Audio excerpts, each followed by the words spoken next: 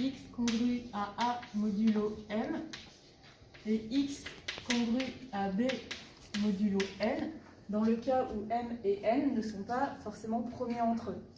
Donc on va noter delta leur PJCD et on va noter mu le PPCM.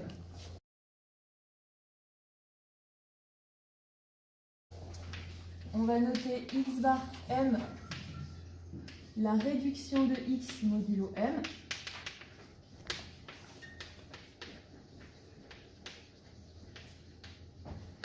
Et dans un premier temps, on va s'intéresser au morphisme qui va de Z dans Z sur MZ croix Z sur MZ et qui, à X, va associer la classe de X modulo M et la classe de X modulo N. On va s'intéresser au noyau de ce morphisme pour ensuite passer au quotient. Donc X appartient à ker de phi, si et seulement si phi de x est égal à 0m, 0n, c'est-à-dire si la classe de x modulo m est égale à 0, donc ça veut dire que m va diviser x, et n va diviser x. Donc ça veut dire que le PPCM de m et n va diviser x. Donc ça veut dire que x va appartenir à mu z.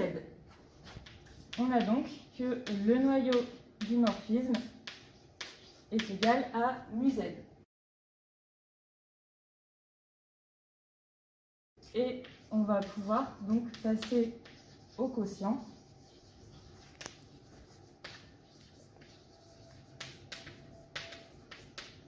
Donc, on a notre morphisme initial qui va de Z, donc Z sur MZ croix Z sur MZ. La surjection canonique qui va de Z sur mu Z. Et on va obtenir un morphisme injectif qui est bien défini. Phi est bien défini. C'est un morphisme injectif.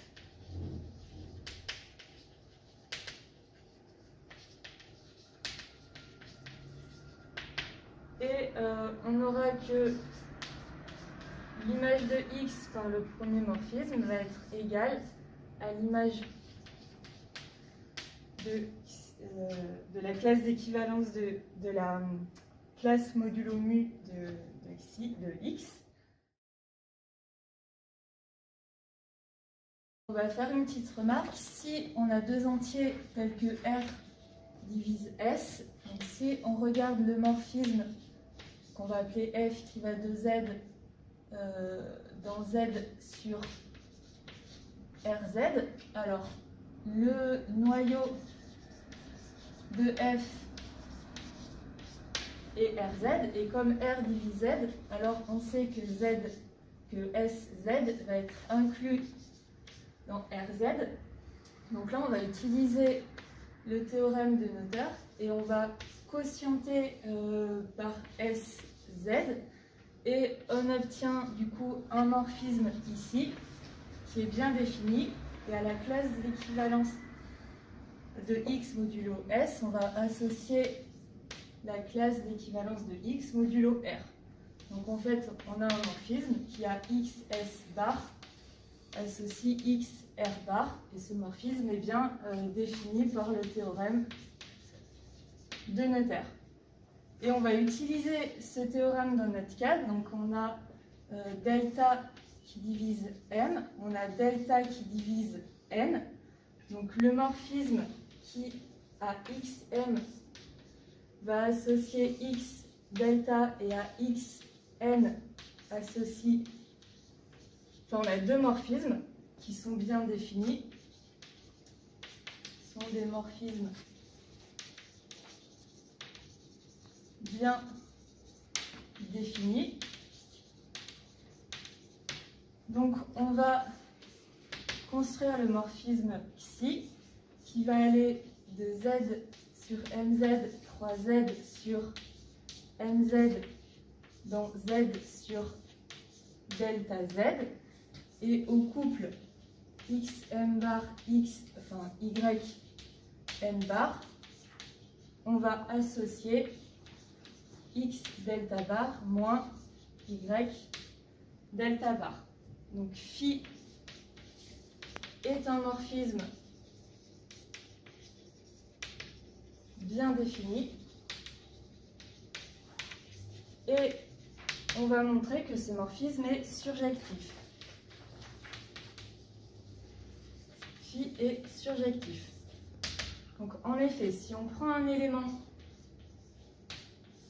appartenant à Z sur delta Z, on peut montrer que le couple XM bar X, 0M bar est un antécédent.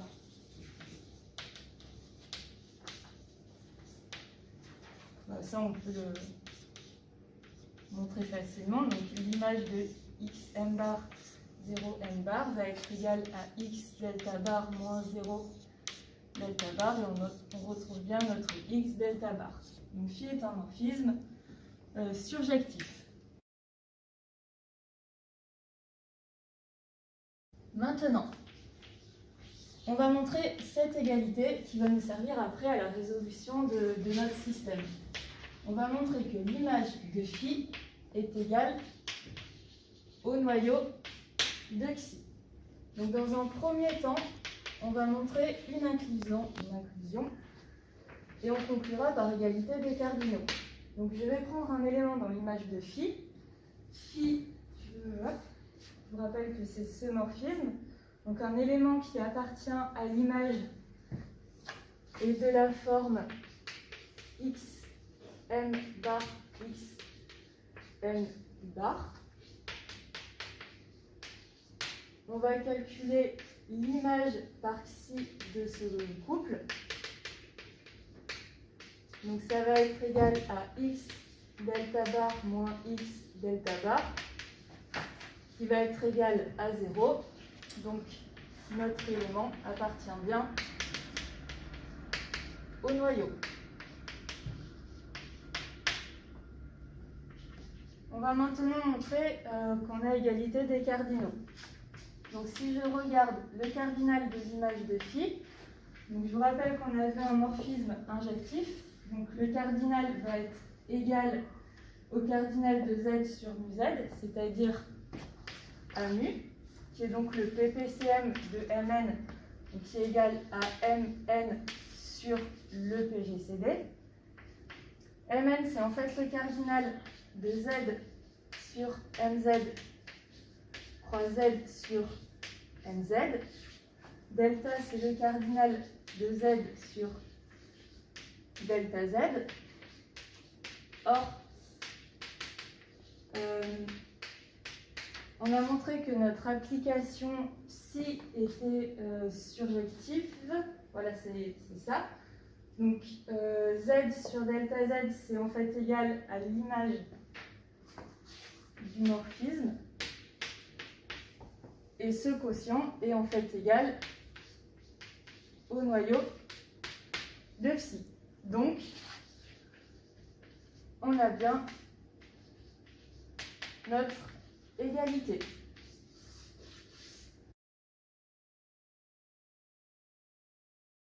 Maintenant, on va revenir à notre système de congruence et on va montrer que si x est solution du système, alors l'image de x, donc on a x qui va être congru à a modulo m et x qui va être congru à b modulo n.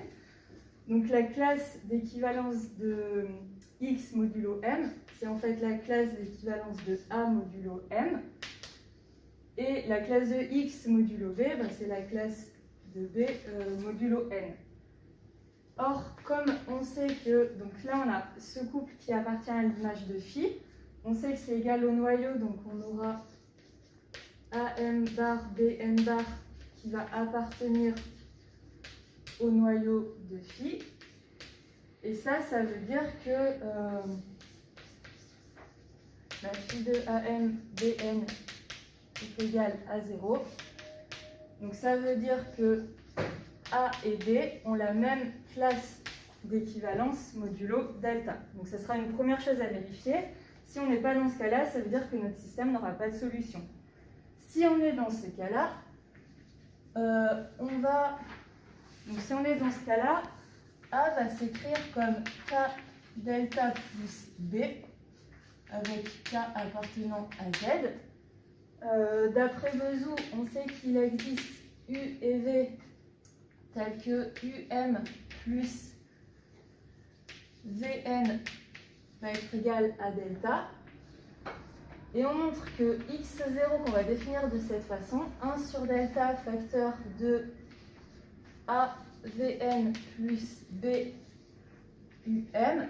est solution de S.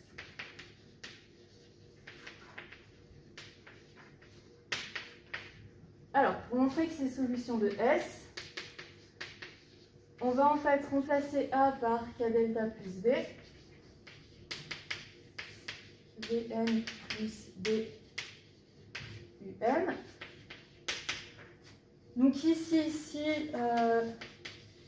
je factorise par B, je vais avoir Vn plus UM facteur de B, et il va rester 1 sur delta K delta Vn, c'est-à-dire KVN. Vn plus UM sur delta, comme on l'a défini, c'est égal à 1. Donc on a x0 qui est égal à V plus KVN. Et ça montre bien que x0 est congru à B modulo n. De même, en remplaçant B par A moins K delta, en simplifiant, on montre que x0 est congru à A modulo m. Donc x0 est bien une solution de S. Maintenant, si on prend x, soit x, une solution générale, soit x, solution de S. Alors, phi tilde de x va être égal à phi tilde de x0. Comme on a un morphisme, phi tilde de x moins x0 va être égal à 0, ce qui signifie que x moins x0 va appartenir au noyau de l'application. Or, le noyau, on a montré que c'était égal à mu z. Donc, x va être de la forme x0 plus mu z. Ça veut dire que notre ensemble solution va être de la forme x0 plus mu k, avec k qui appartient à z. On peut montrer deux applications. Donc, si on a un premier système, tel que x est congru à 2 modulo 21 et x congru à 11 modulo 35, on a PGCD de 21 et 35 qui est égal à 7. 2 est congru à 2 modulo 7 et 11 est congru à 4 modulo 7. 2 et 11 n'ont pas la même classe modulo 7, donc dans ce cas, notre système n'a pas de solution. Si je regarde une deuxième application, donc cette fois on va prendre x congru à 3 modulo 21 et x qui est congru à 10 modulo 35. Donc là, 3 et 10 sont tous les deux congrus à 3 modulo 7. Ils ont la même classe d'équivalence, donc on va pouvoir rechercher des solutions. On va rechercher notre x0, donc pour ça, il faut qu'on cherche notre v et notre u. Donc ici, on remarque que 7 est égal à 2 fois 21 moins 1 fois 35. Donc notre u va être égal à 2, notre v va être égal à moins 1. x0 va être égal à 1 sur 7, facteur de 10 fois 2 fois 21, moins 3 fois 35. On va calculer le PPCM de 21 et 35, donc qui est égal à 21 fois 35 divisé par 7, donc ça serait égal à 105. Donc l'ensemble solution va être de la forme x0 plus k fois 105 avec k qui appartient à z. On ne saura jamais qui x0. Voilà, c'est ça. Et ben voilà, on va s'arrêter sur cette note de suspense.